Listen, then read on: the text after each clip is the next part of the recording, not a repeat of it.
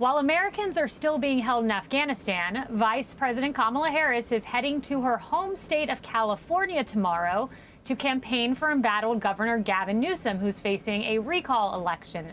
And critics are slamming her for choosing to campaign for Newsom instead of helping in the effort to get Americans home safely. Ever since Harris has taken on the role of second in command, she has faced a string of criticism, from failing to address the border crisis to reports of a toxic work culture to avoiding the press and not standing up for sexual harassment victims. And now, adding to that is her stunning silence over the Afghanistan crisis.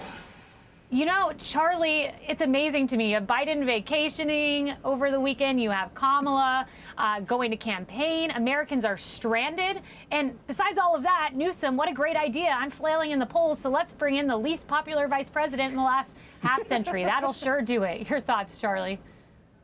Yeah, Kamala Harris, who even Democrats don't like. It's kind of an odd move. And again, you know, you go through that litany of things that she's done wrong, that she's screwed up, and it's hard not to laugh. But you know, just like we were talking in the last segment, you know, this is a very serious situation, and we shouldn't. It's not. It would be a laughing matter if it weren't so serious, if people's lives weren't in the balance here. But it really is kind of amazing.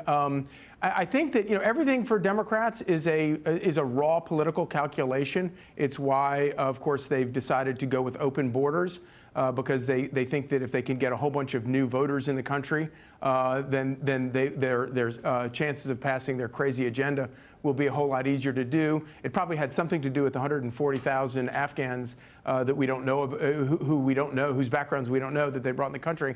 But the other thing is, I think that they realize, they believe that American voters don't really care that much about Afghanistan, and so if they just talk about these other issues, that they can score political points on that, which raises an interesting question. Then if that's the case, if voters don't care about Afghanistan, why did Joe Biden and so many other Democrats vote to spend trillions of dollars in 20 years in Afghanistan? It's an important question to ask them.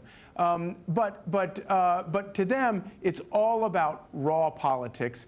And I think that it's probably in the long run, it's not going to work, because as you point out, Kamala Harris, even among Democrats, is a stone cold loser at the ballot box. But don't forget this, Gavin Newsom is outraising his opponents right now 5-1. And if a disaster like Gavin Newsom can outraise his opponents 5-1, then somebody is bankrolling him. Somebody wants him to stay in power. So watch out. Yeah, no doubt about that. And Tommy, then you have Kamala's stunning silence on the issue of women in Afghanistan. We know the plight women face there. Half report abuse, 60% forced marriages. There were all these safe houses set up for these women. They've had to shutter their doors, many of them. Where's Kamala's voice on this? I thought she was the great humanitarian. Well, we've seen this time and time again from Kamala. When there's an issue that she can't win on, she just stays silent on it, or she refuses to go, as we saw with the border, and we continue to see with the border. But going back to Gavin Newsom and the recall effort, you know, this is a level of tone deaf that we haven't seen since the early days of American Idol auditions. The fact that we've got so many things going wrong in this country, the fact that we've got a Delta variant and whatever variant we're on now, the fact that we've got what's going on our border, the fact that we've got what's going on in Afghanistan, the gas prices, the inflation, all of this mess. And Kamala thinks, I know what I'll do. I'll go to California to campaign for Gavin Newsom.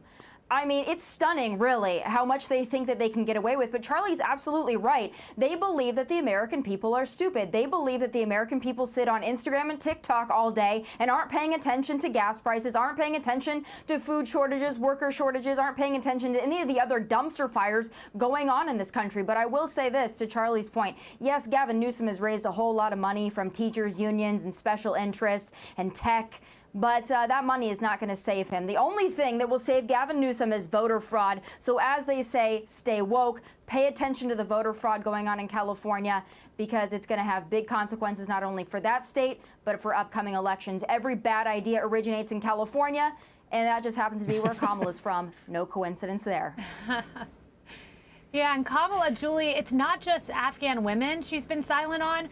What about the border? These kids in deplorable emergency intake facilities, these illegal immigrant children. She never speaks on that. Cuomo, virtually every Democrat spoke out against Cuomo, but Kamala was woefully silent. You'd think the first woman VP would speak out on some of these very key issues. Yeah, this has all proven one thing to me, that the only reason that they had Kamala Harris as the VP on the ticket was to use her for being the first female vice president. They have no intention on her doing any governing whatsoever. They clearly are going to just use her as a cheerleader, and she can go out to California and cheer on one of her, her former colleagues, someone from California. She'll end up back up there at no time once this administration's out of the White House.